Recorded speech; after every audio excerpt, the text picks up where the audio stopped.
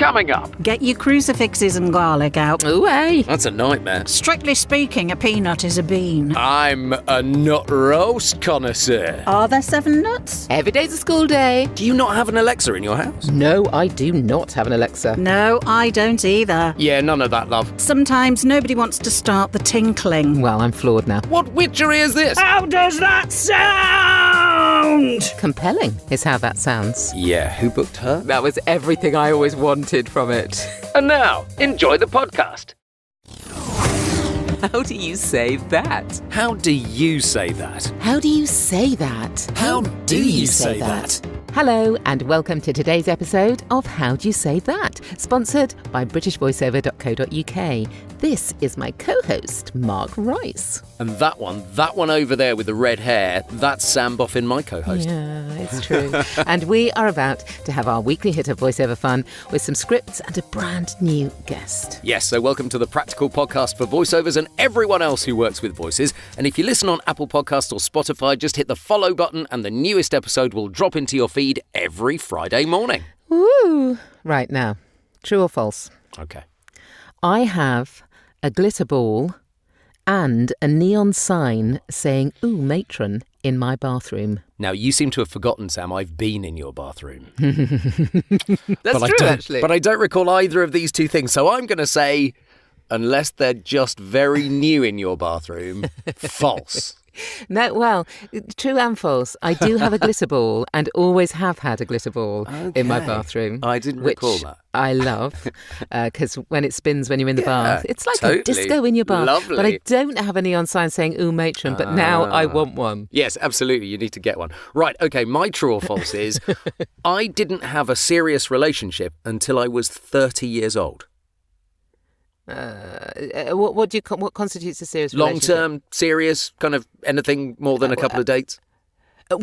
Maybe more than a couple of days. More than a couple Dates. of dates. More than a couple of dates until Yeah. you're 30. That isn't possible. I cannot believe. No, I'm sorry. I don't buy that. I'm afraid that's true. That's true. I got into my first serious relationship literally a week before I was 30 years old. No. I'd been so busy with work Oh, that I hadn't done anything through my 20s particularly, apart from just go on dates with people. Well, I'm floored now. Well, I'm going to move immediately on then. We have a very special guest today. Actor Melissa Sinden. Hello. Hi, Melissa. Hello, Melissa. Hello. I was trying not to snigger during that last bit. Let's find out a bit more about Melissa then, shall we? Melissa is the child of a pair of opera singers and has been a voice actor for many years, despite only being 39. Indeed. She trained as an actor but went straight into voicing, and as well as corporate and commercial, she was also an animation voice. She does Jess the Cat's meow in Postman Pat, as well as Strange Hill High, Little Monsters, and a background clucker in the first Chicken Run film. Nice. Melissa's also done tons of radio drama over the years, as well as Radio 4 short stories, book extracts and poems. Melissa finally went back into vision acting about 15 years ago, programmes like, you will have seen them, Shameless, Brassic, Vera, Corrie and Emmerdale. And as well as theatre, she writes and does public speaking gigs as well. Warm welcome to you, Melissa. Have you got a fun fact for us? I have. One of the things that I marvel at with my career is the sort of strange situations you get into with sort of celebrity type people that you end up working with. And I was on an animation with Annette Crosby and June Whitfield, both sort of, grand dames of royalty, comedy, wow. theatre and television. Wow. And we had to go to the loo, and it was quite a cavernous toilet, and there were 3 cubicles, and I was in the middle cubicle, and I had June Whitfield on one side and Annette Crosby on the other side. And you know how it is, Sam, that sometimes nobody wants to start the tinkling, so you sort of go you sniff and you rattle your jewellery and you pull the toilet roll and and all of that kind of thing. And I thought, I am the junior actress here. It is my privilege and honour to start the tinkling for these 2 granddames of the comedy stage. And so I did. And I'm immensely proud of that, can I just say. So once I started, the situation just flowed, let's say. That's amazing. And on that rather gushy note, let's have a look at the first script of our show and ask, how do you say that? How do you say that? So this is a little script I did. Actually, I did it last year, but I've brought it out in honour of you, Okay. Melissa. Okay. I'm not entirely sure who the character is No. that's talking. Can you give us a little bit more? So this is an audio drama, and this particular character is a voiceover artist that has been brought into the studio to voice a particular advert. Right. Okay. And so, as well, in the audio drama as well, of course, you've got it's all set in the studio. You've got the producer and the director, and you've got the kind of, the production manager. So Okay, they all cool. speak to her in the booth. So she is talking at this point about this particular advert. Okay. And she's But talking just getting- to the engineer or the director behind the glass. Yes. Right. So we all have these conversations down the line these days, don't we? I know. I know. Rarer in studio, but wow. Yeah. Okay, well, I'll give it a go. That gives me an idea. I'm going to try and avoid Toast Okay. of London. Well, now, as you see, the point is this was a comedic piece. Okay, So you don't have to be too small right. with your character, if you good. see what I mean. Good direction. Thank you for that. All right, let's Yes. give it a go. Right, I'm just getting my characterisation sorted. Do you want to hear my thoughts?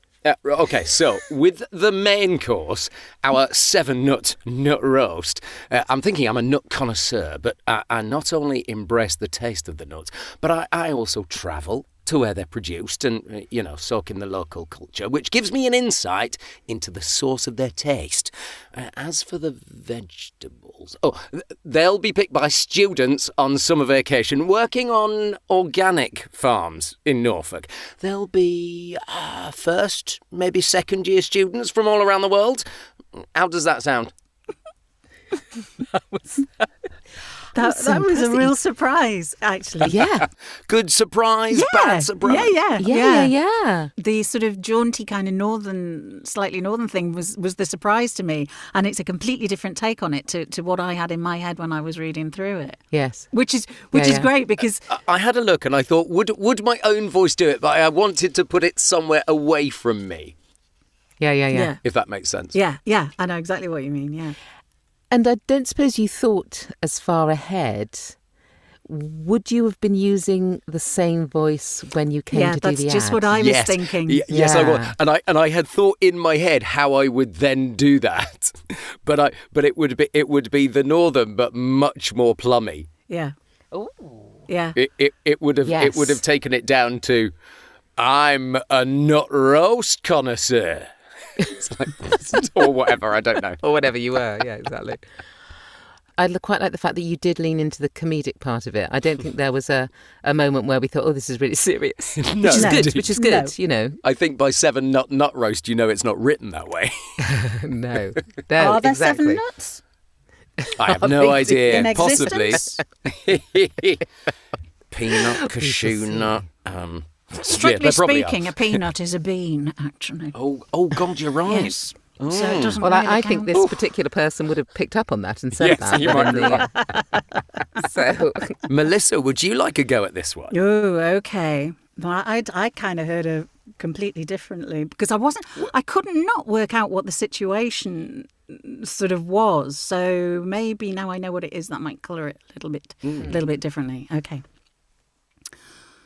Right. I'm just getting my characterisation sorted. Do you want to hear my thoughts? So with the main course, our 7-nut nut roast, I'm thinking I'm a nut connoisseur, but I not only embrace the taste of the nuts, but I also travel to where they're produced and, soak in the local culture, which gives me an insight into the source of their taste. And as for the vegetables, they'll be picked by students on summer vacation, working on organic farms in Norfolk. They'll be first and maybe second-year students from all around the world. How does that sound? compelling is how that sounds. You just know that they'll go down the tour and it's like, yeah, none of that, love. Yeah. I was going off into a reverie of visualising first-year and second-year young men I as liked it. students in I heard that. picking I vegetables. heard that Yeah. reverie. Yeah. It was very real. It was very grounded, and I loved that about it. I could imagine you standing in there. You're kind of almost talking to yourself. After, do you want to hear my thoughts? Yeah. You're kind of talking to yourself there. I thought that worked really nicely. Yeah, I would kind of get that sort of drifting off into the whole, getting carried away with the whole fantasy kind of thing and drifting off. All right. So, Sam, do you want to show us what you did? I did. She was quite an eager character. Right, yes. Which I didn't necessarily give you that. But then that was so she was quite eager. She was really eager to please. And so this is what I did. Okay. Right. I'm just getting my characterisation sorted. Do you want to hear my thoughts? So, with the main course, our 7-nut roast, I'm thinking I'm a nut connoisseur. But I not only embrace the taste of the nuts, I also travel to where they're produced and soak in the local culture. That gives me an insight into the source of their taste. Now, as for the vegetables, well, they'll be picked by students on summer vacation working on organic farms in Norfolk. They'll be first, maybe second-year students, from all around the world.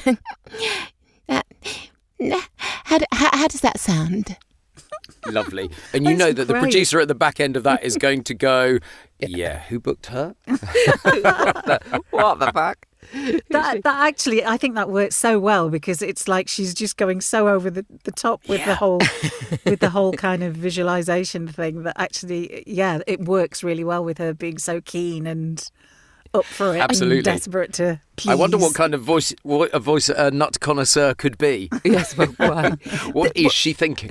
It's funny because though when you're doing those things and they are a bit over the top, and you feel almost, I don't know, because I've talked about this before on the podcast. I get sort of a bit worried that they're not real enough. Do you know what I mean? That they're a bit too comedic and they kind of won't work or whatever it is, but and so it takes quite a big step for me to do that because we're often asked to be very cautious almost. I think comedy does work when you underplay it as well quite often, and you play it as dead straight, but then quite often with scripts where, we've all had scripts with really bad jokes in where that's just to really labour the pun or the joke or something, and you just think, oh God, But I think if you underplay it sometimes it works as well, And we may find some more nut connoisseuring later in the wildcard, perhaps. But it is worthwhile remembering that we're working with real scripts, but we have changed some names and some details to avoid copyright issues. And while we're on the subject of scripts, you can find both the ones we're using today so you can follow along in the show notes of this episode. Play How Do You Say That? So, Melissa, you've brought in an interesting little script. Can you tell us a bit about it? Yeah, this was one of a batch I did a couple of weeks ago, and I came out of the booth and marched downstairs and said to my husband, you won't believe what I've been asked to do. And that was to be the voice of, I will read what it says here in brackets, modern voice of a smart AI. Now, get your crucifixes and garlic out because to be fair, the irony is palpable, isn't it? What? I mean, part of me wanted to say, couldn't they bloody well get AI to do it then? You know what I mean? But obviously, it's not good enough. It's a 2-voice script, but I just thought it'd be interesting to bring to the table because of this bloody thing of doing AI, an AI voice. And it always slightly worries me, that AI bit, because, of course, obviously this says modern AI, so that's really good AI. So they're trying to make it sound as human as they can, aren't they? What I mean. And that's the difficult bit now. Yeah, that wasn't really what they wanted. They wanted it to sound like an artificial voice. Okay. That's more helpful. But I bet you only got that after a couple of takes, didn't you?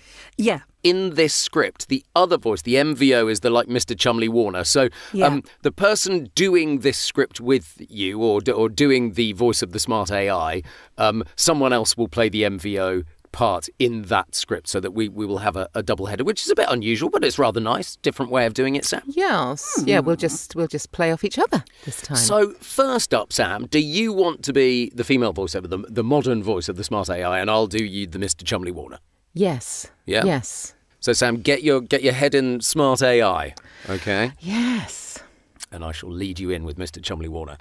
In my day, motor vehicles had keys, not buttons, and they didn't need plugging in. When you get a ding, dent, chip or scratch in your Techno Tesla, who can repair it now? Ask robots. Ah! Prestige cars can be repaired at A&B Repairs. They are manufacturer approved for Audi, Mercedes, BMW and now Tesla. Does that answer your question? Who said that? What witchery is this? Go direct to A&B Repairs, where accidents unhappen. Ooh. Yeah. You were No idea. You were quite a peppy AI there. You Was I? Yeah, I thought you put quite a lot of expression in there, which Yes. is less what I was Too much. expecting. Yes. Maybe for an AI. It felt AI-ish to me, but I see what you mean. Yeah. I see what you mean. Yeah. Especially as Melissa said, it's maybe not so modern. I think these days probably AI does do that. Yes, I think sadly. it sounds much more real. Yeah, unfortunately. Oh, so what I thought I was doing, and this is all in my head, of course, was that it was a little bit clipped, so that it was da da da da da da da da da da. So Yes. That's what I thought I was. I mean, I have to confess, the AI thing always puzzles me. I never know what to do. So I'm going to be fascinated to see what the two of you make of it, because I'm a bit baffled as well. I'm always a bit Yeah. baffled. I mean, yeah. Well, when I do it for you, I'll do what I did and see what you think, Yeah. because it is kind of open to interpretation. The only time I've ever come anywhere close to being a bit of a diva, I did one for a national frozen food supermarket. Oh, I know. Quite a long time ago, and they had some lad who was on kind of work experience in the marketing department. And they went on and on and on and on. And I think we got to something like take 32, and it was like, can you say and a bit differently, and all of that kind of thing. And this acneed child sort of piped up, well, I think she sounds a bit tacky. And I sort of donned this imaginary cape and fedora, and sort of this voice came from my boots and went, tacky! And I was just about to storm out and say, just get some other bugger to do this, because I'm obviously not the right person. And they went, oh, no, it's lovely. I think we're going to go with take 2. And then it all finished, and I went home and I got the money. I mean, So I need to be the voice of the smart AI this time. Sam, Okay. do you want to do the Mrs. Chumley-Warner? Yes, please. Lovely. In my day, motor vehicles had keys, not buttons, and they didn't need plugging in. When you get a ding, dent, chip or scratch in your Techno Tesla, who can repair it now? Ask robots. Oh, pah. Prestige cars can be repaired at A&B Vehicle Repairs.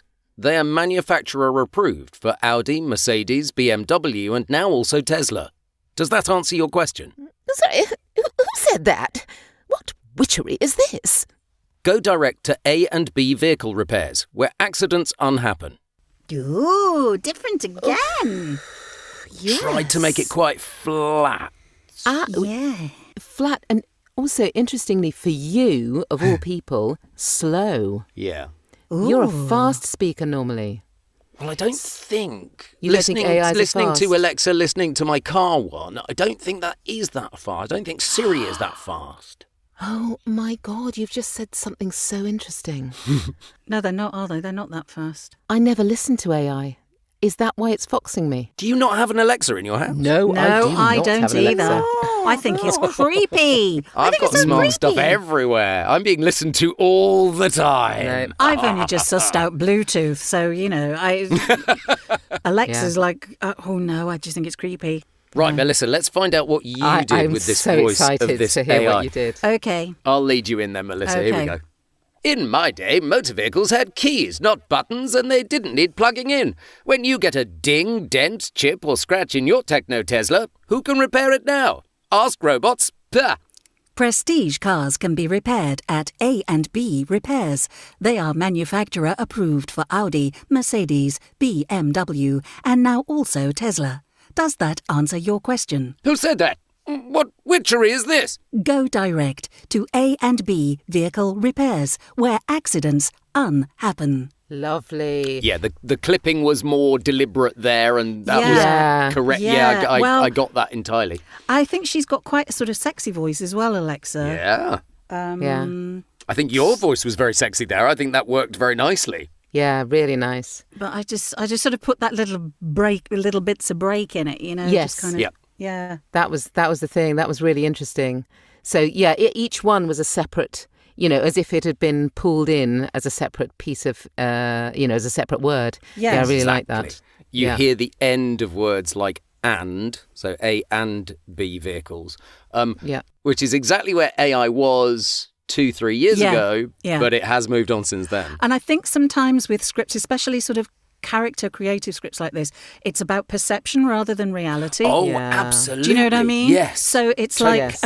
people perceive, you know, everybody thinks, oh, AI is brilliant these days. It can sound like a real person. But actually, your perception of what an AI voice sounds like might be actually more robotic and more Yeah. computery. Agreed. you know. And in commercial world, absolutely it is. Yes. Yeah. Well, I loved that. I'm going to remember that the way you did that, actually, Melissa, because what I loved about it was each separate word, but also a separate word that went up and down. You know, it was and culled the from internet. different... I kind of thought, well, Yeah. if I make the intonation not standard, you know, intonation, Yeah, then maybe it will sound a bit more robotic kind of thing. Yeah.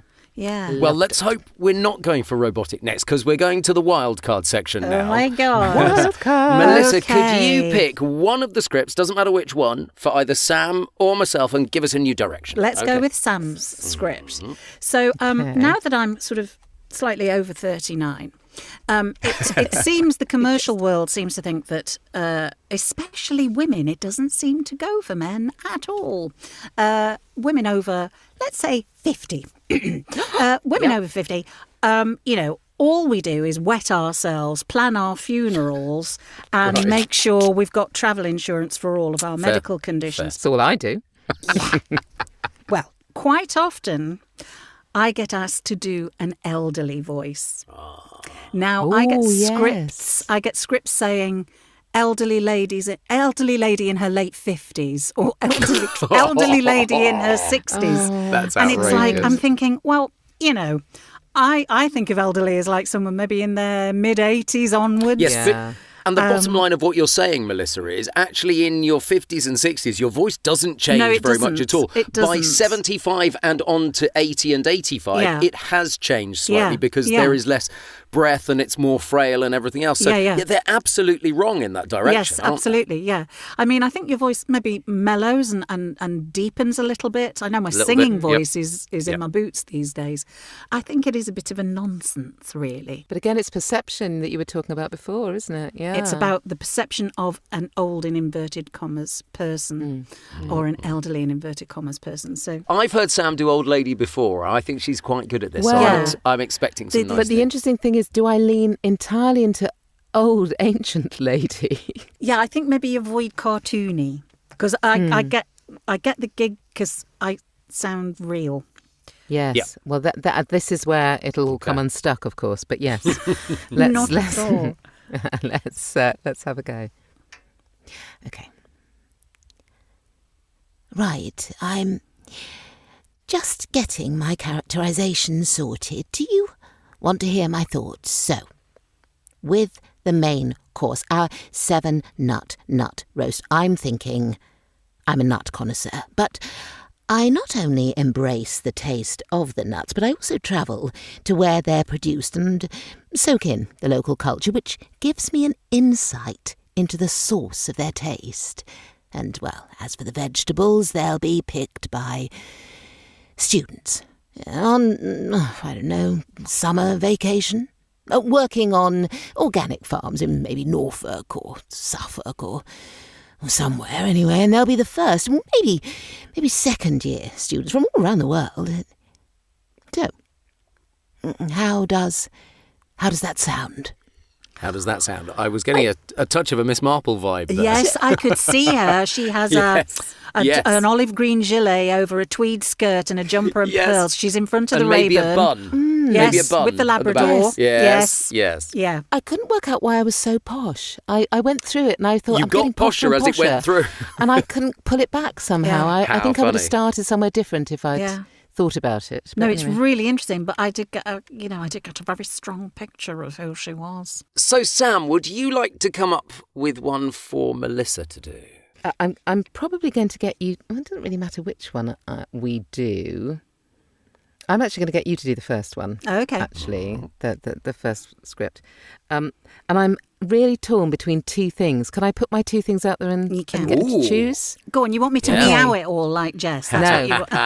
I want you to either be a wrestler, Okay. mid-wrestle, or a secret agent. I know which I want to hear more.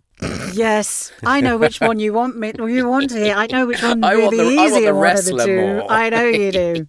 Okay, I'm going to back off the mic a bit then. Okay. Okay. Fantastic. Just for a laugh. Right. Okay. Okay. Here we go then. Right. I'm just getting my characterisation started. Do you want to hear my thoughts? So, with the main course, our 7-knot nut roast. I'm thinking I'm a nut connoisseur, but I not only embrace the taste of the nuts, I also travel to where they're produced, and I soak in the local culture, which gives me an insight into the source of their taste.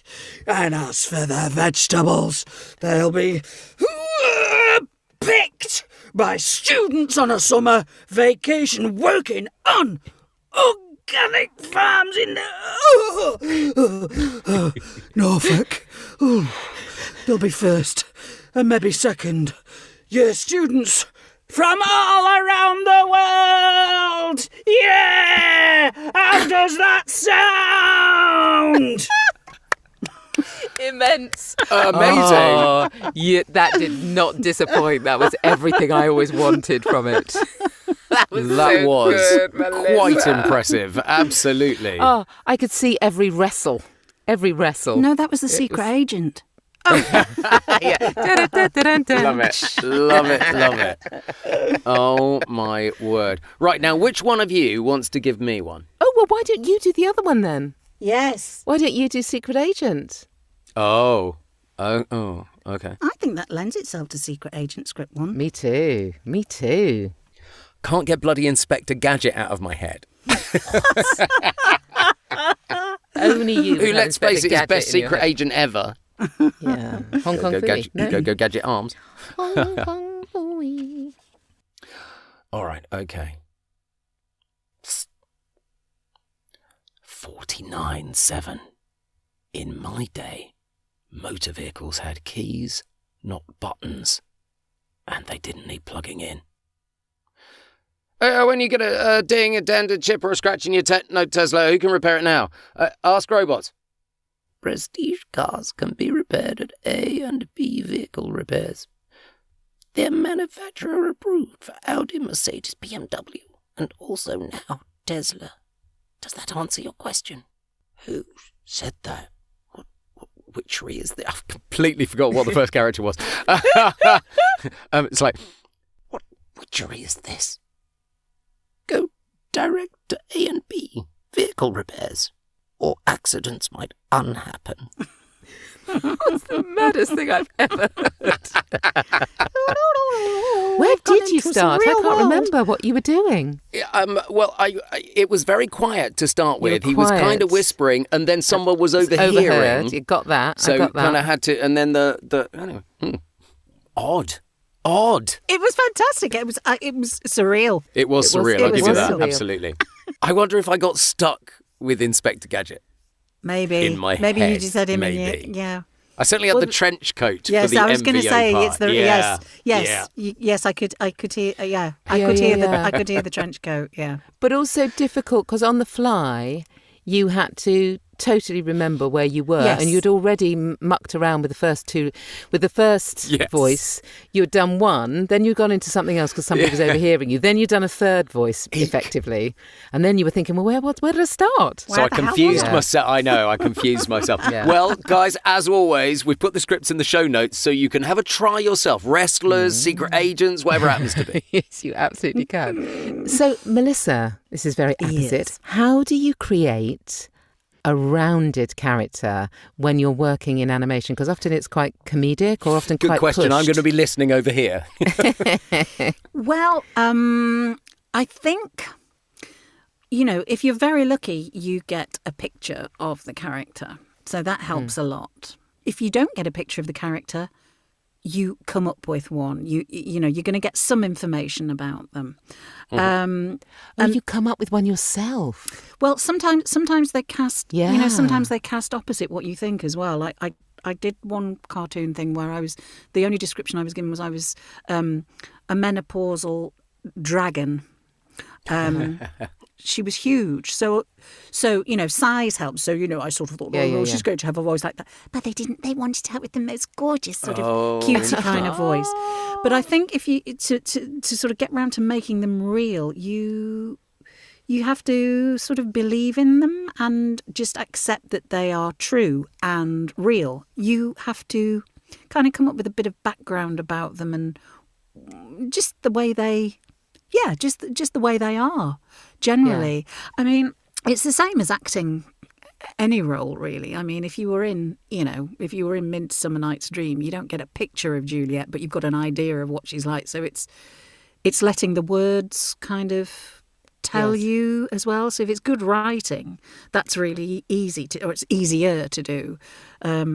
Don't know if it's bad writing. Are there any times in front of a mic, Melissa, when you're doing like animation voices where a prop or a hat or a glove or a coat could help you inhabit that character more as it might on stage? I've never done that in animation.